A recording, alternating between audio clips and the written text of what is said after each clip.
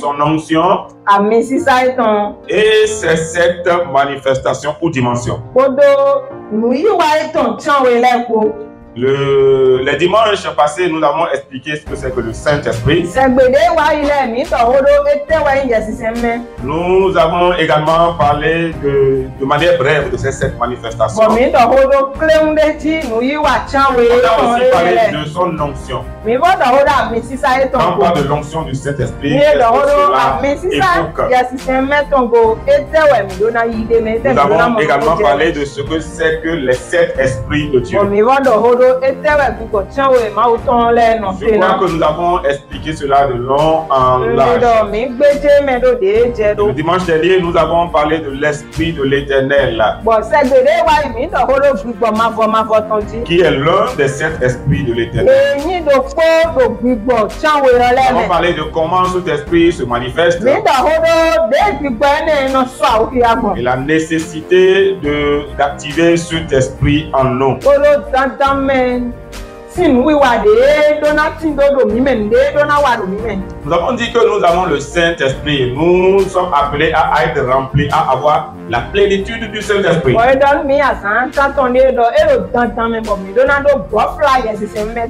Sinon, nous allons manquer quelque chose de très important dans la vie chrétienne. Parce que le Saint-Esprit, dans l'église du 21e siècle, est la personne la plus maîtrisée, la plus méconnue.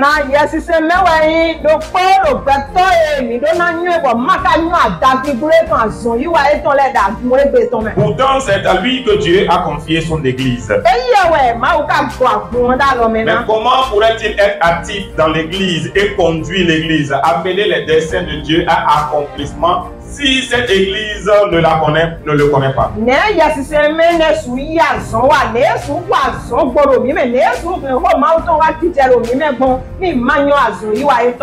Donc il y a la plénitude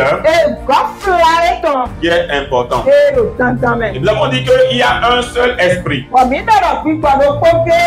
mais qui se manifeste de 7 différentes façons. Voilà pourquoi on dit 7 esprits. Pas parce qu'il y a 7 différents esprits, mais le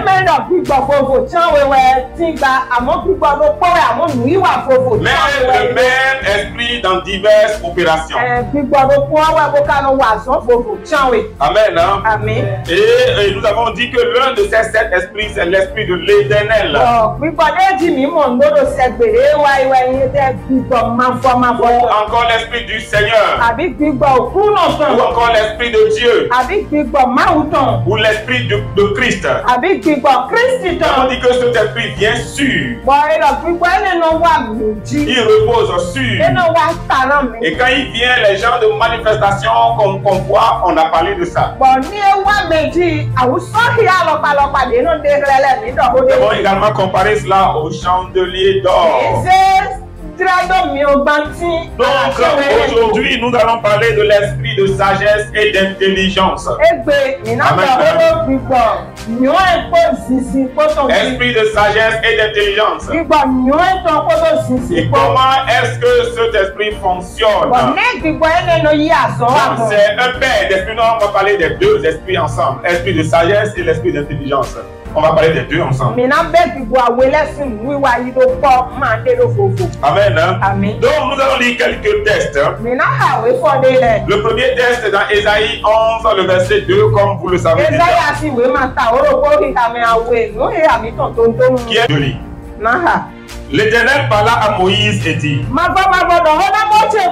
sache que j'ai choisi Bestalil, fils d'Uri, fils de Hur, de la tribu de Juda. Je l'ai rempli de l'Esprit de Dieu. L'Esprit de Dieu. C'est encore quoi? Esprit du Seigneur. C'est encore quoi? Esprit de l'Éternel. Ok. Donc on dit je l'ai rempli de l'Esprit de Dieu, de sagesse et d'intelligence. Nous avons mis ces deux esprits ensemble parce que les deux esprits fonctionnent et marchent toujours ensemble. Là où tu vas, l'autre tu vas voir un. Voilà pourquoi vous allez voir cela dans les textes qu'on va lire. Les deux marchent toujours ensemble. Ils sont même père, même mère. Donc il dit je l'ai rempli de l'Esprit de Dieu, esprit de sagesse, d'intelligence et de savoir pour toutes sortes d'ouvrages. Et pourquoi? Alors on va lire cela. Je l'ai rendu capable de faire des inventions. D'invention, de travailler l'or, l'argent et les reins, de graver les pierres à enchâsser,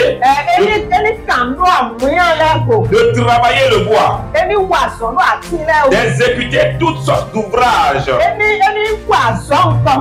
Verset 6. Et voici, je lui ai donné pour aide Oliab sera son aide. Fils d'Aïsamak, de la tribu de Dan. Je l'ai mis de l'intelligence dans l'esprit de tous ceux qui sont habiles pour qu'ils fassent tout ce que je t'ai ordonné. Donc c'est Dieu qui est en train de parler à Moïse. N'oubliez pas, Dieu a dit à Moïse, monte vers moi. Donc Dieu a fait voir certaines choses, certaines représentations dans le ciel. Et il a dit, tu vas me bâtir un tabernacle selon le modèle que je suis en train de te montrer. C'est exactement ce que tu vois que tu vas reproduire. Donc il est en train de lui dire ceux qui vont l'aider dans ce travail. Sauf que ceux-là ne l'ont pas accompagné pour aller dans la présence de Dieu sur la montagne. Moïse était seul là-bas. Ok. Exode 35, verset 30 à 35. Oui, dit aux enfants d'Israël. Sachez que l'Éternel a choisi les fils de Ri, fils de Hur, la tribu de Juda. Il a rempli de l'Esprit de Dieu. Sagesse, intelligence, et de savoir toutes sortes d'ouvrages. Et il a rendu capable de faire des inventions. De travailler l'or, l'argent et les reins, graver les pierres à enchâsser, travailler le bois et d'exécuter toutes sortes d'ouvrages d'art. Il lui a accordé aussi le nom d'enseigner. De même temps, Oliab, fils d'Aïsamak, de la tribu de Dan. Les Afriques d'intelligence, exécuter tous les ouvrages de sculpture et d'art. Broder et tisser les étoffes des temples.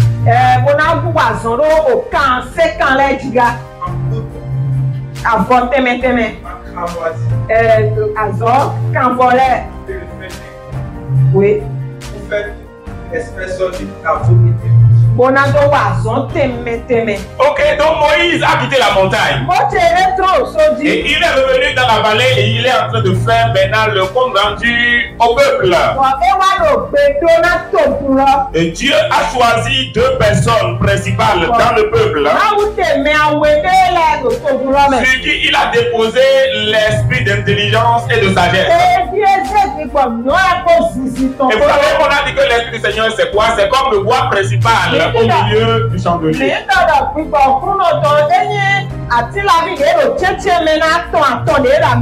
puise de l'eau, de l'huile du pot pour alimenter les autres branches. C'est lui qui repose sur pour pouvoir t'amener à manifester l'onction particulière que Dieu t'a donnée. L'onction qui va avec la mission que tu es appelé à accomplir sur la terre. Ok, le dernier verset. Et Exode 36, 1 et 2. Et Bethsalie et Oholiab et tout comme ça de cœur à qui l'Éternel avait ordonné. Bethsalie et Oholiab, mais nous entendons des frères de Maounan, nous avons eu à ton lait. À qui l'Éternel avait donné de la sagesse et de l'intelligence pour savoir faire l'œuvre du service du lieu saint. Oui, vas-y. Qui selon tout ce que l'Éternel avait commandé. Et donc, mais il et Moïse appela Bethsalie et Oholiab. Bon, moi, tu vois, Bethsalie et Oholiab. Dans le cœur que l'Éternel avait mis de la sagesse. Mais si il y a même tout ce que le cœur porta à s'approcher de l'œuvre pour le faire. Mais donc comme nous avons vu dans ces trois textes, on parle de deux jeunes hommes qui sont les personnages principaux, les personnages centraux de ce texte-là. Bethsalie et Oholiab. Donc Dieu a montré le modèle à Moïse et il lui dit voici ceux qui vont reproduire la chose que je te montre. Le problème est que ce que Dieu a montré à Moïse demande de l'expertise.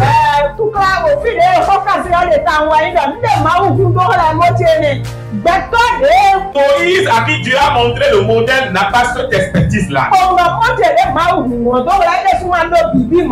Et la Bible ne nous a pas dit qu'il y a des gens dans le peuple qui ont cette expertise-là. Donc il faudra certainement que Dieu lui-même capacite quelqu'un des personnes pour pouvoir rendre ce projet possible.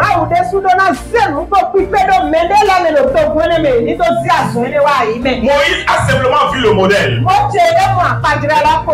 va-t-il réussir à expliquer de manière à ce que ceux qui vont faire ce travail puissent comprendre exactement de quoi il parle? Parce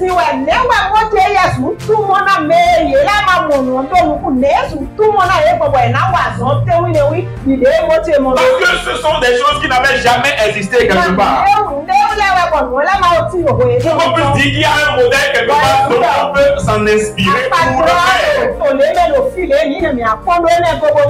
Donc ça veut dire que Dieu lui-même doit avoir la responsabilité de pouvoir capaciter quelqu'un. Et quand Moïse sera en train d'expliquer exactement de quoi il est question, la personne puisse comprendre et saisir exactement quoi. Dieu dit, je leur ai rempli de l'Esprit de Dieu, de sagesse et d'intelligence.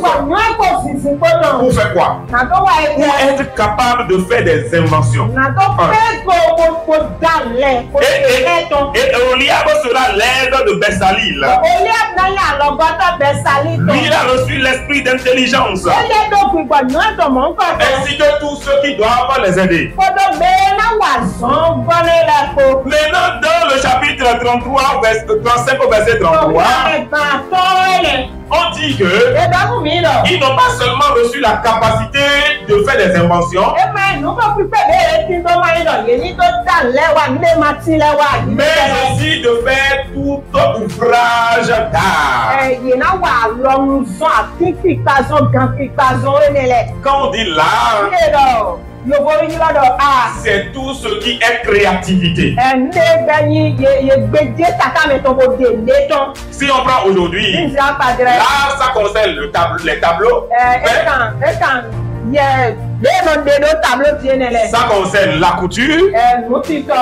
Ça concerne les divertissements. Ça concerne la coiffure. Tout ce qui concerne l'habileté avec les mains. C'est tout ça réuni qu'on appelle de l'art. Tout ça fait partie du domaine de l'art. C'est une habileté. Donc, Oholiab aussi est rendu capable de faire toutes sortes d'inventions et d'ouvrages, de sculptures.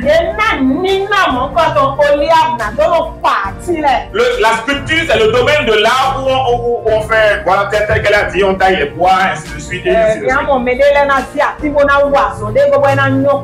C'est des choses qui transmettent des messages. Voilà. Et aussi la capacité de broder et de tisser. C'est un peu comme la couture en fait. Ils ont aussi reçu cette capacité-là.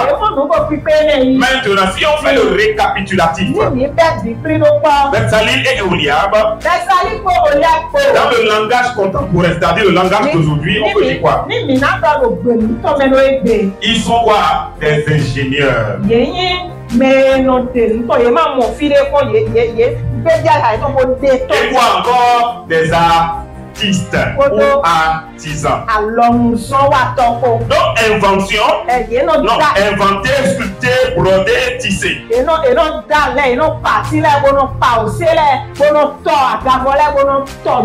pour qu'ils soient capables de faire cela, qu'est-ce qui les a rendus capables de ça? L'esprit de sagesse et d'intelligence. Donc si on va dire aujourd'hui, Bezalel et Oholiab sont des ingénieurs,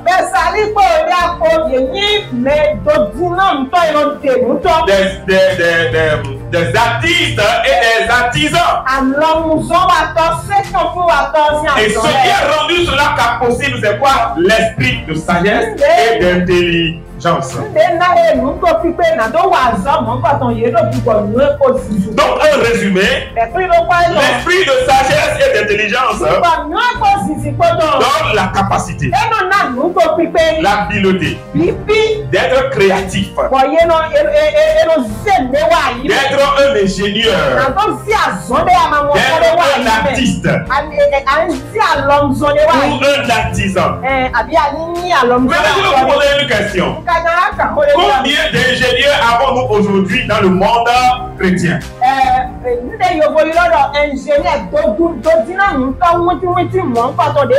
Ceux qui sont capables d'inventer des choses, de créer des choses. Combien d'artistes et d'artisans chrétiens avons-nous, de sculpteurs avons-nous aujourd'hui dans le monde chrétien? Voilà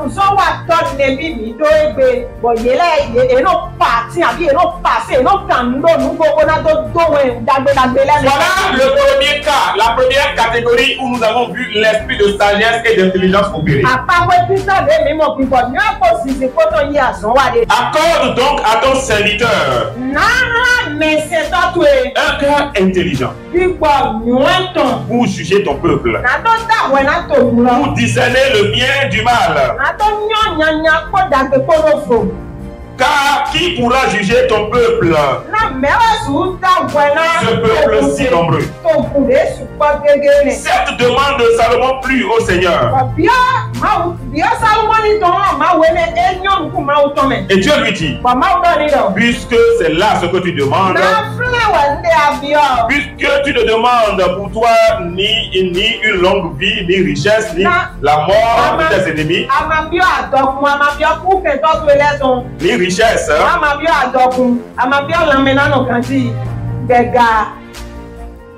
ni longue vie, et que tu demandes de l'intelligence pour exercer la justice. Verset 12. Voici, j'agirai selon ta parole. Je te donnerai un cœur sage.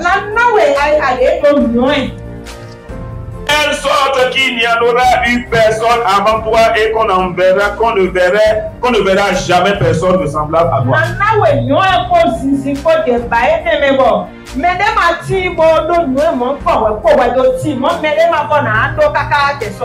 Deuxième verset, 1 Roi 4, 29, 34. Dieu donna à Salomon de la sagesse. La sagesse. Ma Salomon ignoin. Très grande intelligence. Zizi dahode. Et des connaissances multipliées comme le sable qui est au bord de la mer. Zizi dahode ouais suppose au monde ikutake. Ok, oui. La sagesse de Salomon surpassait la sagesse de tous les fils de Orion. O Salomon ici ignoin de mauna ewu gan ovi. De lo flela. Aucun homme peut étant. Eni nu ignoin to so mo ba mere ma ba nyon u gan. Les Drachites, plus Kéman, Calcol et Dama, les fils de Macol, et sa renommée était répandue parmi toutes les nations d'alentour. Et le do sisi ko nu ko u gan peto de hanu mi ene me le do sisi e ton u gan ele bi. Il a prononcé 3000 sentences et composé 1050 cantiques. 1055. 1005 cantiques. Et de han gegeton boda we dodo support. Il a parlé sur les arbres depuis le cerf du diamant jusqu'à les hommes qui sortent de la muraille. Et il a aussi parlé sur les animaux, sur les oiseaux, sur les reptiles et sur les poissons. Et horo kanle nkoko we fi we a koko we kanle de mi gbenyu ele do horo kanle mon koton lechi. Il venait des gens de tous les peuples pour entendre la sagesse de Salomon de la part de tous les rois. Et nyo eto suppose mo ba mele no tonto nkoko me na dodo tue. Qui avait entendu parler de sa sagesse. Ok, amen. Hein? Amen. Donc là, on a vu Dieu qui a donné la sagesse et l'intelligence à Salomon. Ainsi que la connaissance, on va voir la connaissance prochainement. Et la Bible dit que cette sagesse et cette intelligence-là dépassaient de très loin la sagesse des fils d'Orient et les Égyptiens, des Africains.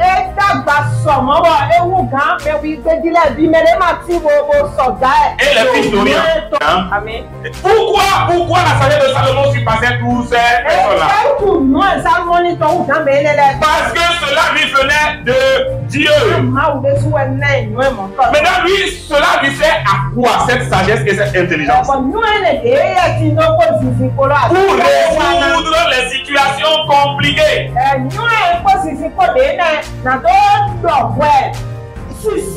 La Bible dit qu'il a prononcé 3000 jugements.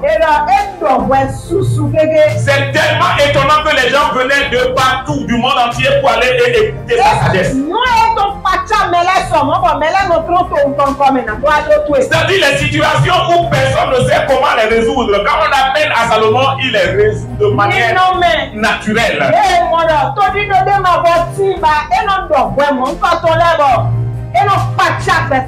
Bible dit qu'il a composé 1005 cantiques.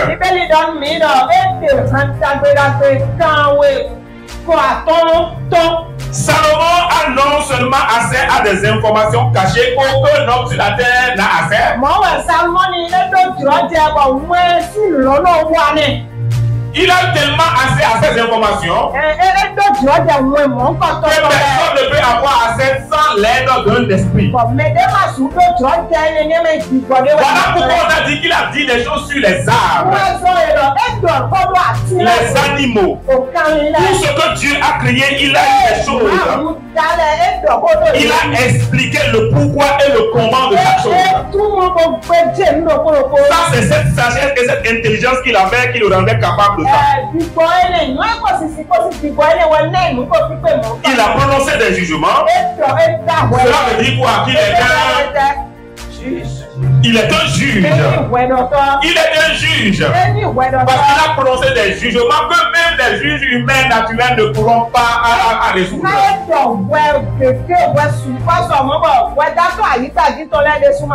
Pas des simples jugements, des jugements compliqués. Vous vous souvenez de cette histoire des deux prostituées qui sont venus le voir avec un enfant? Il a composé aussi des cantiques. Cela veut dire aussi quoi? Que Salomon est aussi un poète. Il est un compositeur. Il est un chanteur. Il est un poète. Et les poètes dans l'Antiquité sont connus comme des savants. Ça devient compliqué.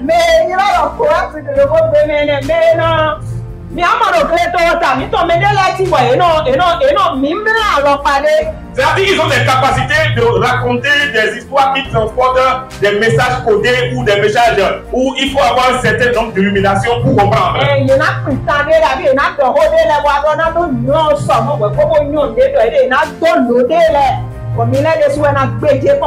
posez-vous alors la question. Est-ce qu'aujourd'hui l'Église a besoin de personnes comme ça? L'Église a besoin de... Salomon est un roi, Salomon n'est pas un pasteur. Est-ce que vous comprenez ça? Il n'est pas un prophète, il est un roi. Quand on me dit aujourd'hui, il est comme un président aujourd'hui. Un président que Dieu a pourvu de l'esprit de sagesse et d'intelligence. Qui peut même orienter les juges sans avoir fait la formation d'avocat ou bien de magistrat. Donc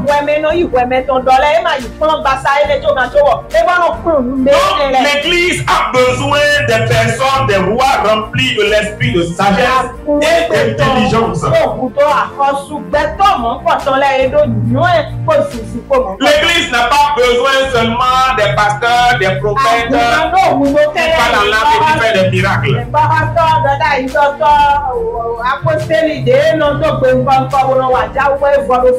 Donc le troisième cas, on a vu deux cas maintenant. Le cas de Beth-Salim, et on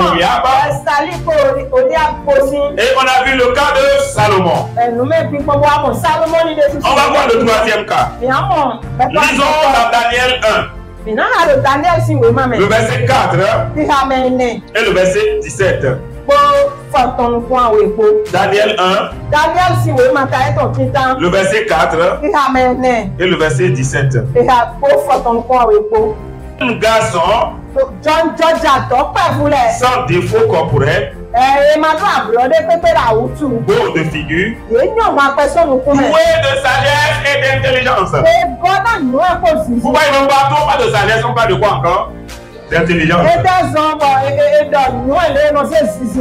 deux marchent ensemble parce qu'ils s'aiment.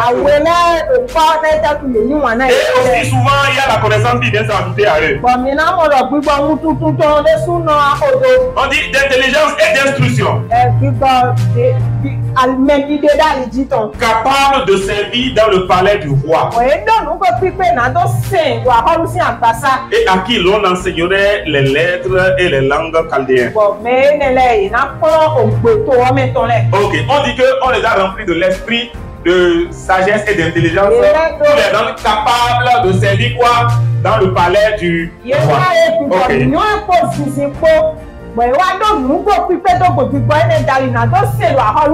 Verset 17. Dieu accorda à ces 4 jeunes gens de la science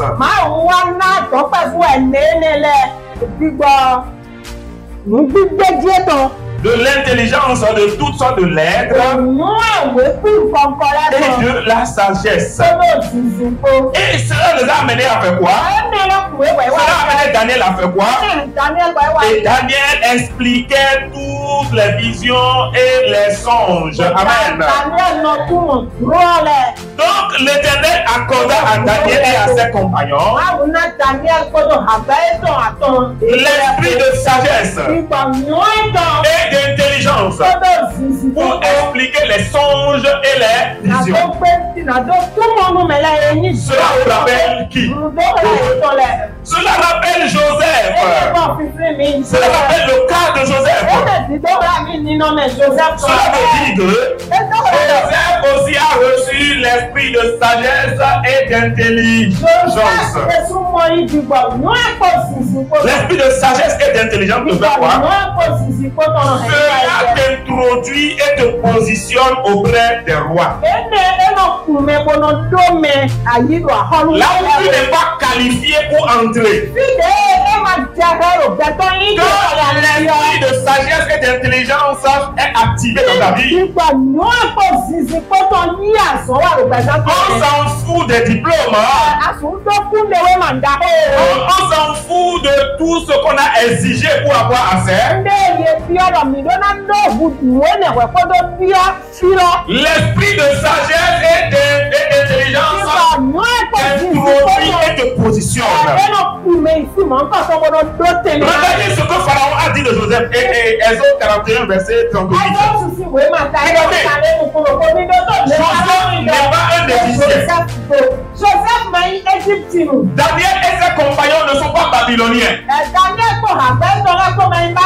Mais on a dit que Dieu leur a donné l'esprit de sagesse et d'intelligence capable de servir au palais du roi.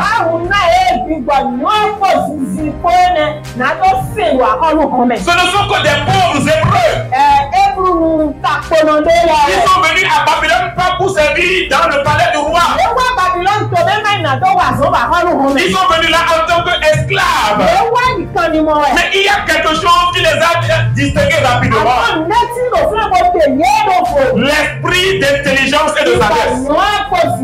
Ça fait qu'on était obligé de venir les chercher. Parce qu'on a dit que ce que ces jeunes-là dégagent là, le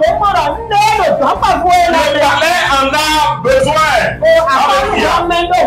Maintenant, écoutez ce que Pharaon a dit de Joseph. Genèse 41-38. Pharaon dit à ses serviteurs, regardez, qu'est-ce qui s'est passé? On a appelé Pharaon à faire un songe. Et personne, aucun magicien ne peut interpréter. Aucun magicien de l'Égypte. Alors que l'Égypte est connue pour son gros mysticisme au niveau de la magie. L'Égypte est connue pour ça. Mais ici, là, aucun n'a pu expliquer. On a besoin d'un esprit supérieur. Alléluia. Et cet esprit supérieur ne reposait sur aucun sage de l'Égypte. Pharaon n'a encore jamais vu cela. Et on a dit qu'il y a quelqu'un qui est un prisonnier, un pauvre hébreu qui est venu en Égypte en tant qu'esclave.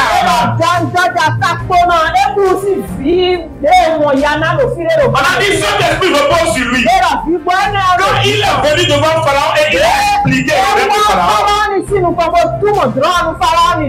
il a donné la solution. Écoutez ce que Pharaon va dire de lui. Il a dit quoi? Est-ce qu'on va trouver un homme comme celui-ci, un pauvre esclave? Sans instruction, parce que au temps de Joseph, au moins Joseph est né en Israël, il n'y avait aucune école.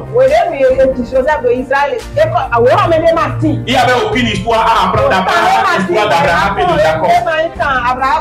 Non. Et Abraham et Isaac. Que Jacob est son père, n'est-ce pas? C'est tout ce qu'il y a à apprendre. Il n'y avait rien. Aucune école et rien de rien. Donc c'est un jeune qui n'est même pas instruit. Et un grand président. À l'époque là, c'était l'Égypte qui gouvernait le monde. Donc Pharaon n'est pas un simple, c'est un empereur. Et il dit quoi? Joseph, il dit, est-ce qu'on peut trouver cet homme quelque part?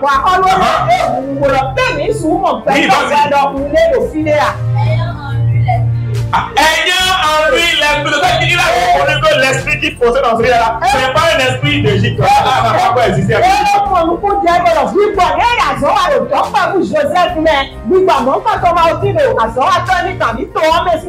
Je prie que Dieu suscite des Joseph dans l'équipe de c'est vrai, les études peuvent te qualifier. Même si Dieu veut te qualifier, tout ce que tu as appris comme connaissance, ça ne fera rien. Joseph est un hébreu de basse classe. Hébreu de basse classe. Mais qui avait un esprit qui est de Dieu en lui. L'esprit de sagesse et d'intelligence. L'a imposé. Il a imposé là où humainement parlant il il ne peut jamais être qualifié pour aller. L'esprit de sagesse et d'intelligence l'a imposé. Là où il ne peut jamais aller. Là où il n'est pas qualifié humainement parlant pour aller. Que Dieu dépose le nom de Jésus. L'église d'aujourd'hui a besoin de l'esprit de sagesse et d'intelligence. Vous voyez ce que l'esprit de sagesse et d'intelligence peut faire? L'église a besoin de cela. On ne peut pas dire que Joseph va chasser les démons. On ne peut pas dire que Joseph va guérir les malades. On ne peut pas dire que Joseph va parler en langue. Mais on a dit qu'il a manifesté un esprit supérieur. Est-ce que c'est l'onction ou bien c'est pas l'onction? Donc ça veut dire que c'est une fausse conception de penser que celui qui est moins, c'est celui qui chasse les démons et guérit les malades. Ce n'est pas celui qui est moins, mais c'est l'erreur que l'église commet aujourd'hui. On dit que celui qui est moins, c'est celui qui chasse les démons. Ou celui qui guérit les malades, que c'est lui seul qui est moins. L'onction de Dieu n'est pas liée seulement au fait de chasser les démons et de guérir les malades. Quand c'est-il à une église qui chasse les démons, qui guérit les malades, mais où il y a plus de pauvres que n'importe où ailleurs?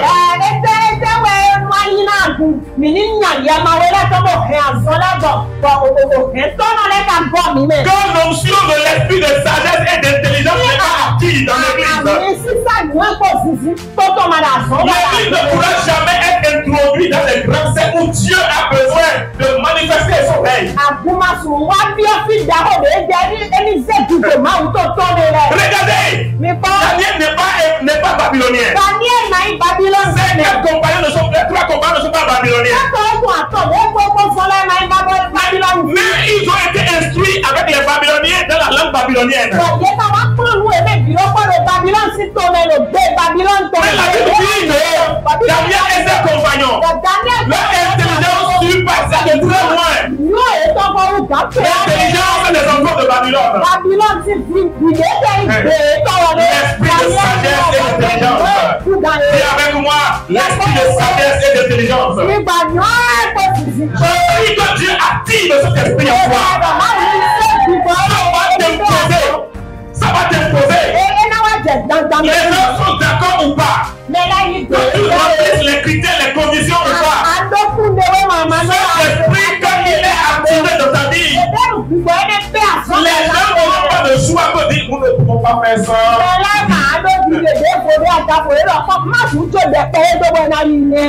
Pharaon a dit un haut mystique. Est-ce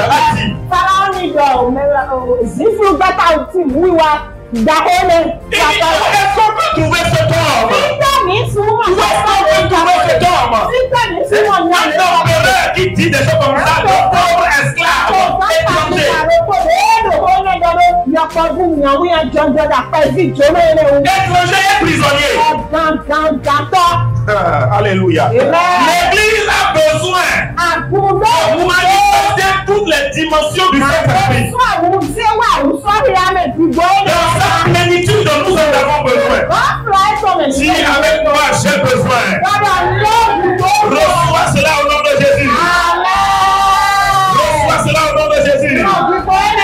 Qu'est-ce que l'esprit de l'Éternel est allé chercher parmi les non-croyants? Qu'est-ce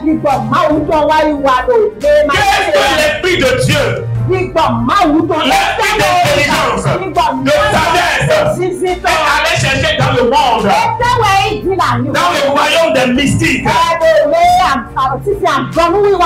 N'est-il pas seulement disponible dans le cadre de l'église? Dieu n'a-t-il pas rendu cela disponible seulement dans les cadres de l'église? Ces versets que nous avons lus, jusque-là ne nous a pas encore parlé de pasteur ni de quoi que ce soit. Ça nous parlait des gens qui étaient pris dans le peuple. Bezalel est pris de la tribu de Juda. Dan est pris de la Oliab est pris de la tribu de Dan. Des personnes ordinaires choisies dans le peuple. à qui Dieu a donné un esprit pour dire je vous introduis dans le secteur. Avec cet esprit-là, personne ne peut vous surpasser. Et vous irez là-bas et imposer ma volonté. Et imposer mon règne. Regardez Daniel et ses compagnons. Les gens ont voulu les plier à la volonté du roi de Babylone. Mais c'est eux qui ont imposé le règne de Dieu à cet endroit. Alléluia. Parce qu'ils savent. Celui-là qu'ils ont, ils savent cela. Ils savent celui-là qu'ils ont. Et le roi babylonien lui-même, Nebuchadnezzar lui-même, il a reconnu ça en eux. L'église a besoin de cela. Parce que l'église simplement s'est limitée à chasser les démons et guérir les malades. On a donné de la limite à Dieu. Un Dieu qui n'a pas de limite. Joseph a non seulement expliqué le songe de Pharaon, mais il a expliqué le comment faire. Alléluia. Le comment faire. C'est ça l'esprit de sagesse. Le comment faire. C'est ça que Joseph a manifesté. Et vous allez retrouver cet esprit dans les 9 dons de l'esprit, n'est-ce pas? L'esprit de sagesse. Les 9 dons du Saint-Esprit. Son esprit de sagesse est revenu là-bas. Le don de sagesse. Il est un des dons fondamentaux dans les ministères, dans les dons du ministère prophétique. Le ministère prophétique. Un prophète qui n'a pas ce don de sagesse et qui se proclame prophète, c'est un plaisantin, il n'est pas un prophète. C'est un vrai plaisantin. Parce que ce n'est pas ceux qui sont en train de raconter, de prescrire des jours et prières aux gens. Comme solution là. C'est pas ça. Lorsque l'esprit de sagesse est actif quelque part, les situations compliquées trouvent la solution. Voilà son ministère en particulier. Les situations compliquées. Où on ne sait pas où trouver la réponse. Humainement parlant, c'est impossible. Mais maintenant, il y a l'esprit de sagesse qui vient là par la révélation divine. Il donne la solution. Il capte la pensée divine par rapport à cela. On ne parle pas des prophètes qui font pourtant le dire. Donc, et je vois, donc il faut. Donc, ce qu'il faut faire, bon, tu as vu, c'est vrai. Maintenant, qu'est-ce que je dois faire? Est-ce que toi ici maintenant? Toi ici maintenant. Si je te dis, j'ai vu ce que tu as mangé hier. J'ai vu ta tante qui te poursuit. Et que cela est vrai. Ah, tes affaires, tu as perdu tel million. Ou bien tu es endetté à hauteur de tel million. C'est grave. Et que c'est vrai. Tu vas faire quoi? Tu vas rendre gloire à Dieu. Mais est-ce que c'est suffisant? Si je dis seulement le problème que tu as. Maintenant, en voulant donner la solution, la seule chose que je dis, tu sais ce que tu vas faire. Tu vas prendre 40 jours, je vais prier. Tu vas jeûner, tu vas prier. Ainsi parle le Seigneur. Et après cela, tu vas bâtir un hôtel de 2 millions. Ok, d'accord. Tu as jeûné 40 jours, je vais prier. Les 2 millions, tu es allé chercher pour. Maintenant que tu attends encore. Tu attends encore. Pourtant, on a dit que c'est Dieu qui a dit. De toi à moi. Le Dieu qui a dit ça là. Et que tu as encore allé dans des ce Dieu-là, dans ton cœur, au fond. Comme quelqu'un l'a dit, jusqu'à la fin, là-bas. Comment est-ce que tu vas le confier?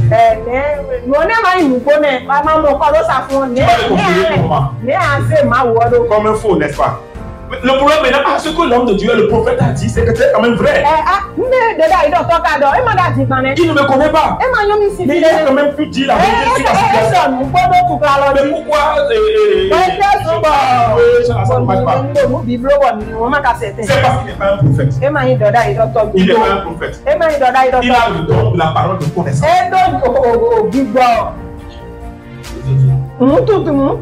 C'est ça qui a le don de la parole de connaissance.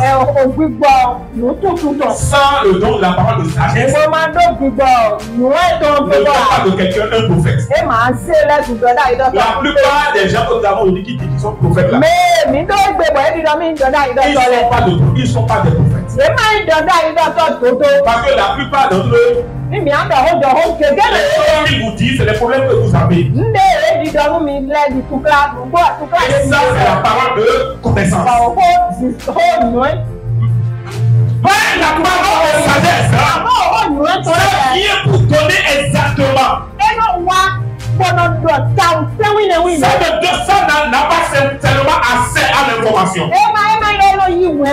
Ça n'explique pas seulement l'information, mais ça donne la solution au problème. La solution divine, bien sûr. C'est ce que Joseph a fait, n'est-ce pas? Joseph a eu accès au son de D'abord. Dans le cas de Daniel là, lorsque l'escandale a arrivé là, qu'est-ce qui s'est passé? Elle s'est rappelée. Il a oublié le rêve. Et il a demandé à ses magiciens de lui rappeler le rêve. Ce que ils ne savent pas, ils n'ont jamais entendu. C'est toi qui as fait ton rêve. Tu dis que tu as oublié. Et maintenant, comment nous on peut aller te rappeler ce que toi tu as fait, tu as oublié? Mais qui a fait cela? Qui a eu accès au rêve de Daniel a eu accès au rêve de Nebuchadnezzar a fait et il a oublié. Et non seulement il a eu accès, mais il a aussi expliqué. C'est ça l'esprit de sagesse et d'intelligence. L'esprit de sagesse et d'intelligence. Donc, l'esprit de sagesse et d'intelligence t'impose au roi. Parce qu'il est reconnu pour résoudre les problèmes compliqués. On ne peut pas résoudre par des moyens humains. Je te pose la question. Est-ce que notre société a des problèmes non résolus aujourd'hui? Est-ce que nos gouvernants ont des situations où ils ne savent même pas comment résoudre aujourd'hui? Est-ce que nos chefs d'entreprise ont des problèmes dont ils ne savent pas comment résoudre aujourd'hui? Mais où est l'église donc? Où est-ce que l'église a mis l'esprit de sagesse et d'intelligence? La Bible dit dans Proverbe 24, verset 3, c'est par la sagesse qu'une maison s'élève. Et c'est par l'intelligence qu'elle s'affermit. Est-ce que jusque-là, on a déjà parlé de chasser les démons et guérir les malades? Mais est-ce que l'onction est en train de se manifester? L'onction, dans tout ce qu'on dit là, est-ce qu'il y a onction dedans? Joseph a expliqué la et Daniel a expliqué le rêve. Oliab a été un ingénieur et Messalil. Est-ce qu'il y a l'onction là? Oui ou non, je vois comme ça. Il y a l'onction qui est là. Il y a l'onction qui est là. Parce qu'on a dit que le Seigneur les a remplis de l'esprit de l'onction est liée au Saint-Esprit. Non, au Saint-Esprit. Pas à un ministère en particulier. Mais au Saint-Esprit. Là où il y a le Saint-Esprit, l'onction se manifeste. L'onction est à l'œuvre, le Saint-Esprit est à l'œuvre. Et c'est important que l'Église puisse comprendre cela. Le Saint-Esprit n'est pas seulement présent parce que les malades sont guéris, les démons sont chassés.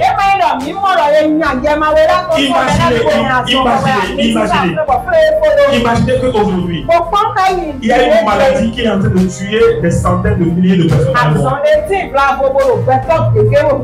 Et que personne, la science, le corps médical, personne n'a réussi à trouver le problème. Et qu'un enfant de Dieu, dit Saint-Esprit, ça fait partie de tes dimensions. L'Église est la solution au problème de ce monde. Pas seulement en priant, mais en apportant des solutions pour les problèmes de la société. Et au lieu d'aller parler en langue, je l'ai prié pour dire Seigneur, je veux chasser les démons, je veux conduire les malades. Pour les gens puissent savoir que moi je suis quelqu'un. Les gens doivent savoir que je suis quelqu'un. Quand je sors de la voiture, il doit y avoir 10 personnes à gauche, 10 personnes à droite. Et 4 personnes doivent tenir ma Bible.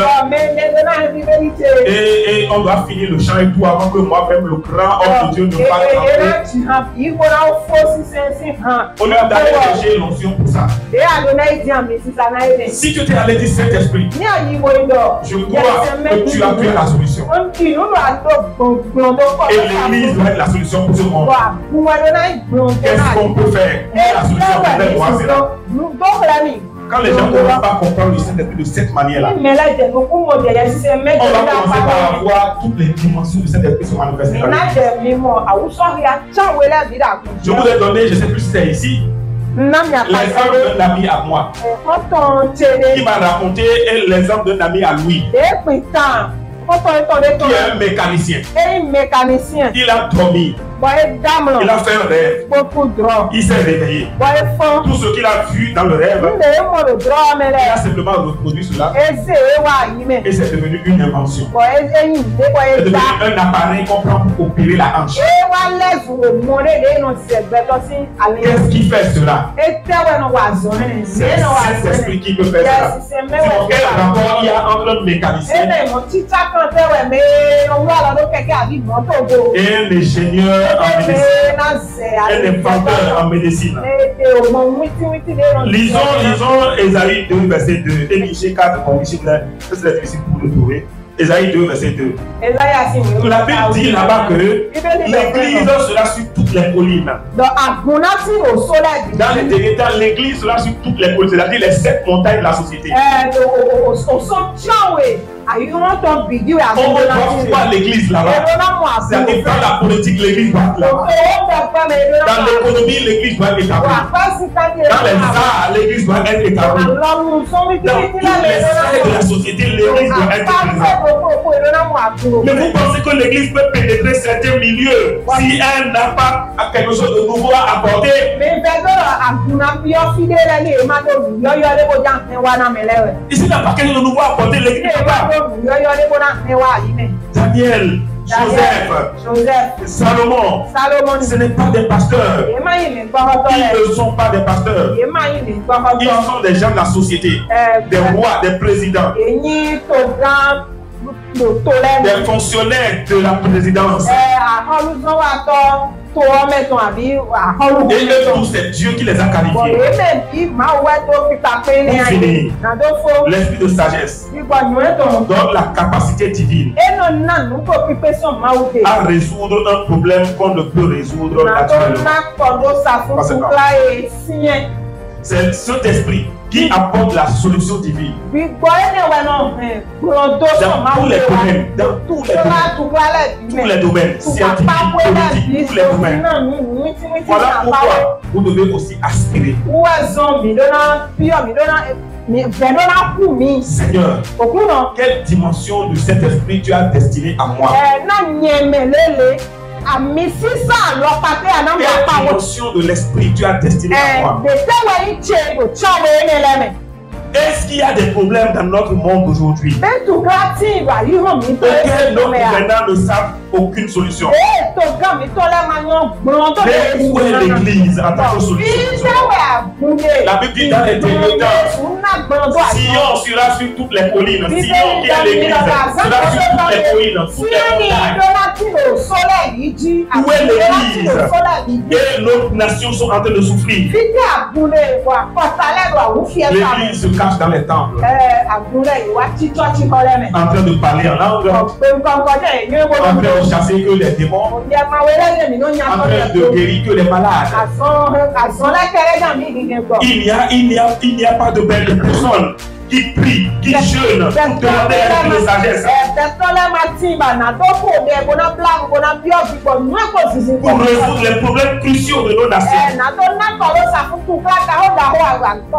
Notre mandat, c'est que les nations doivent être bénies en nous. C'est ce que Dieu a dit à Abraham. Les nations seront bénies en ta prospérité. Et Galate nous dit que nous sommes la postérité d'Abraham. La bénédiction ne concerne pas seulement la guérison et le chasser les démons. Elle concerne tous les aspects de la nation. L'esprit d'intelligence, c'est la compréhension divine. Le discernement divin du sens d'un message d'une situation. C'est-à-dire, j'ai vu une situation, j'ai vu un problème et j'ai compris exactement ce que tout le monde n'a pas compris. Et j'explique. Mais ce n'est pas encore l'esprit de sagesse, n'est-ce pas? Si j'ai compris le problème, je vais expliquer aux gens. C'est intelligent. Mais lorsque je dis comment est-ce que ce problème est résolu, c'est la sagesse. Est-ce que vous comprenez? C'est la sagesse. C'est de ça que nous avons besoin. Voilà pourquoi Bethsaline et Oholiab, lorsque Moïse a décrit ce qu'il a vu, automatiquement, ils ont compris ce que ça veut dire. Et ils ont une idée claire de la maquette.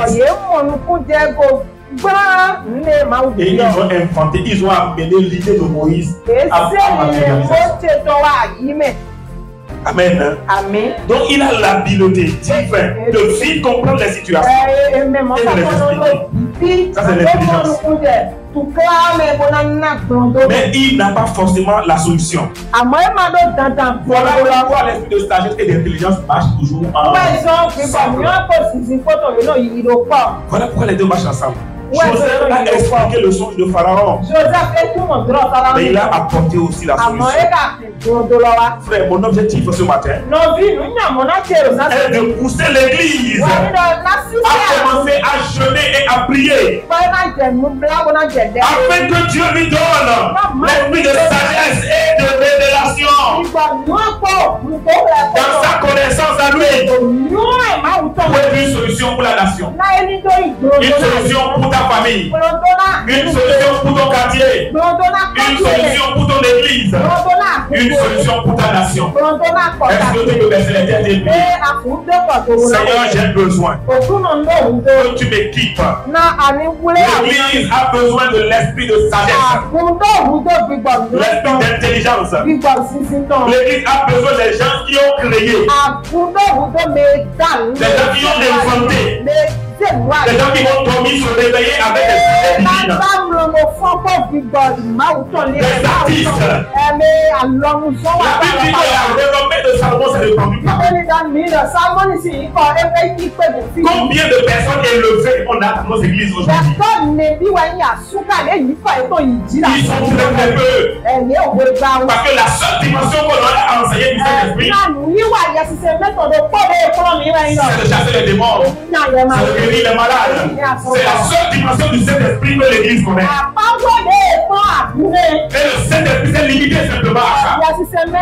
Combien de problèmes il y a déjà dans ton entreprise? Et Dieu a voulu te donner la solution pour lui donner la solution là-bas. Mais parce que tu n'es pas disposé. Parce qu'il y a l'ignorance qui est là-bas. Tu es resté là en tant que lumière sur cette colline. Et qui n'a pas apporté l'éclat. Qui n'a pas apporté l'éclat. En quoi pourras-tu être incontournable? En quoi est-ce que les gens ne pourront pas se passer de toi? Se passer de toi, c'est se passer du royaume. Ils n'ont pas besoin de toi, c'est dit, ils n'ont pas besoin de Dieu ni du royaume. Dis Seigneur, je me rends disponible. La dimension du Saint-Esprit qui m'a été échu en bataille. Je ne manifeste pas encore aujourd'hui. Donc moi, je la manifester. Priez au nom de Jésus.